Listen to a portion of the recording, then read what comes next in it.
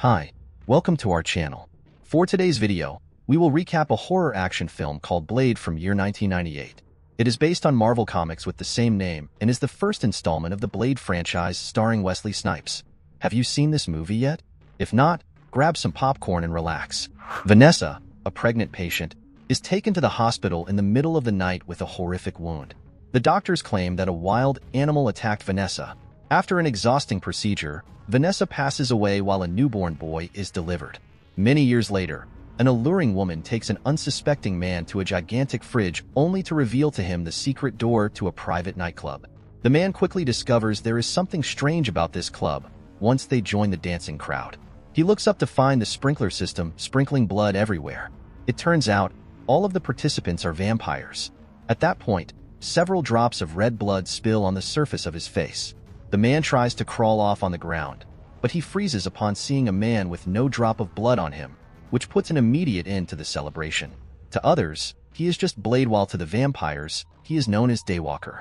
Using a combination of guns and martial arts, he mercilessly dispatches the creatures with a quick and calm composure. The vampires are also weak against his specially made weapons, which have silver coatings on the blades and bullets. After battling a number of monsters, Blade finds himself encircled by Quinn's guards from the club.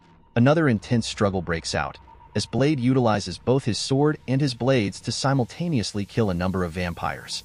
He then goes for Quinn, sending Frost his respects and sets him ablaze by pinning him to the wall with stakes. Blade flees at that moment, leaving only a burned Quinn and a bewildered human as the only survivors as sirens proclaim the coming of the police. Presuming he's deceased, the cops bring Quinn's crunchy remains to the hospital for analysis.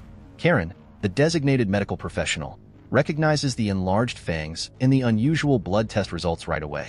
Quinn startlingly resurrects during the examination and begins to feed on Karen and her workplace colleague.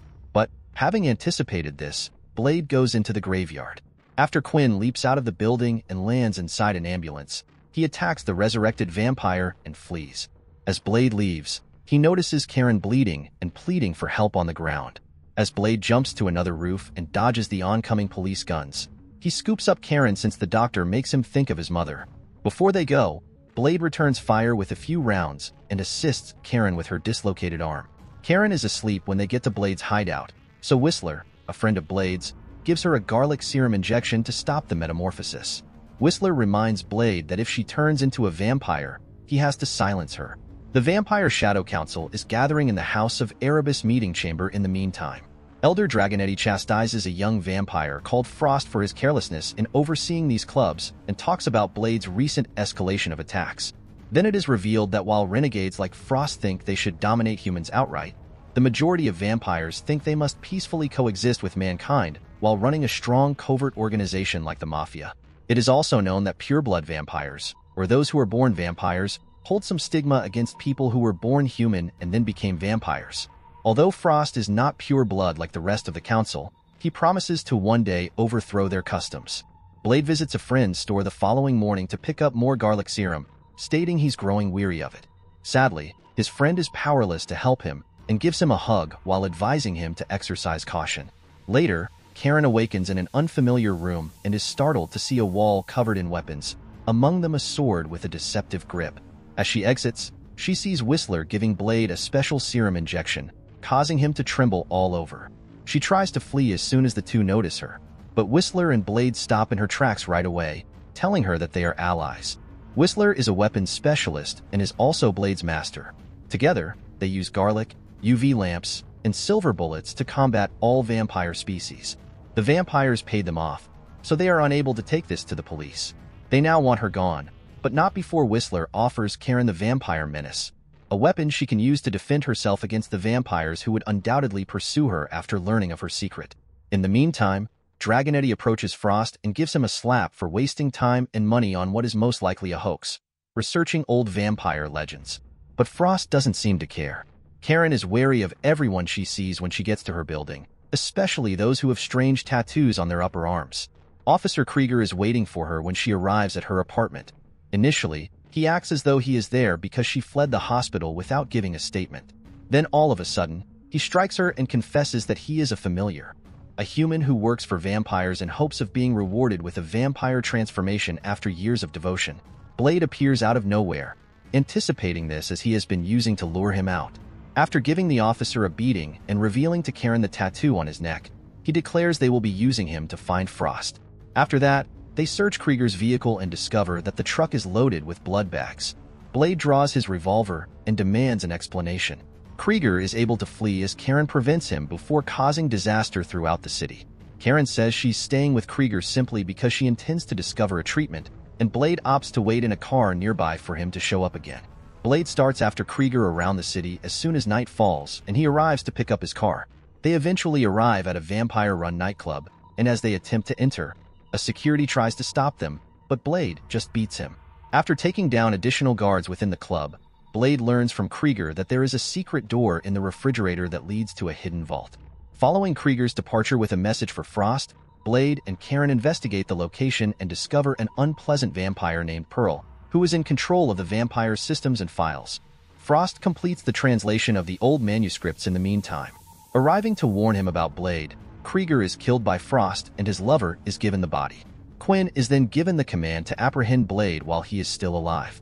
Returning to Pearl, he initially refuses to comply, but as soon as Karen burns him with a UV light, Pearl starts leaking everything. Frost intends to call forth La Magra, the blood god. Blade takes off with a hard drive containing the data, and Karen uses the light to kill Pearl. The ancient vampire Bible is hidden behind a door that Blade blows out with a special explosive spray. Blade hears a commotion and discovers a young girl who is afraid. He tries to assist her, but she turns out to be a bloodthirsty creature and assaults him. When Quinn and his additional guards arrive, a fight breaks out. Blade becomes chained to a column, and Quinn seizes the opportunity to stab him in retaliation. After grabbing Blade's sword, one of the vampires loses his hand due to the trap in the grip. Blade then says he's been carrying an earpiece in case he needs assistance, and Whistler is revealed when the wall close by blows up. Following a few more punches and gunfire, Blade, Whistler, and Karen flee via a tunnel just in time for Whistler's bomb to go off.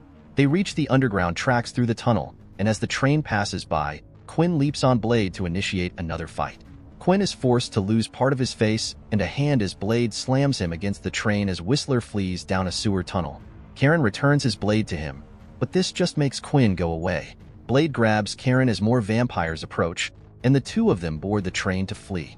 After Blade gives himself a blood serum injection inside, Karen starts to suspect that he is a vampire.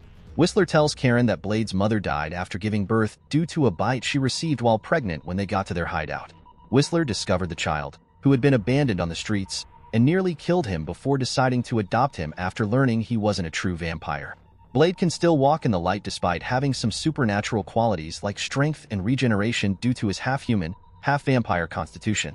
He takes a serum that keeps him from becoming dependent on blood. Frost and his gang, in the meantime, put on helmets and sunscreen in order to confront Dragonetti at dawn, remove his fangs, and let the sun swiftly kill him. Then Frost requests for 12 volunteers after showing the fangs to the other members of the Shadow Council.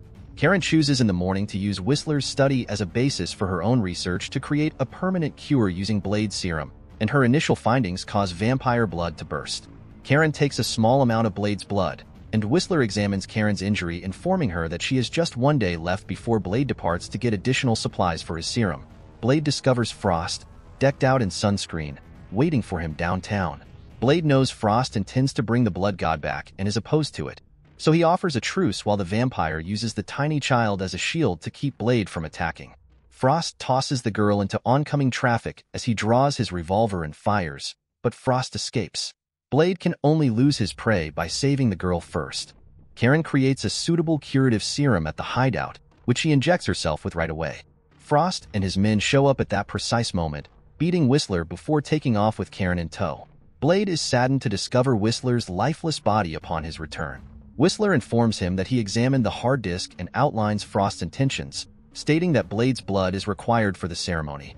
Blade honors his desires and leaves him with a gun to finish things on his own terms after he also says he does not want to become a vampire.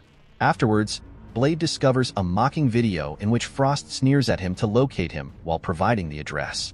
Feeling devastated, Blade equips himself with silver and the novel serum and sets out to locate Frost. Shortly after, Blade uses a bike to break into Frost's offices. He doesn't even break a sweat shooting any guard that dares to stand in his way on the first floor. In the next scene, he engages in hand-to-hand combat with two vampires who are skilled in martial arts. But after a few blows, Blade injects both with the serum, causing them to blow up.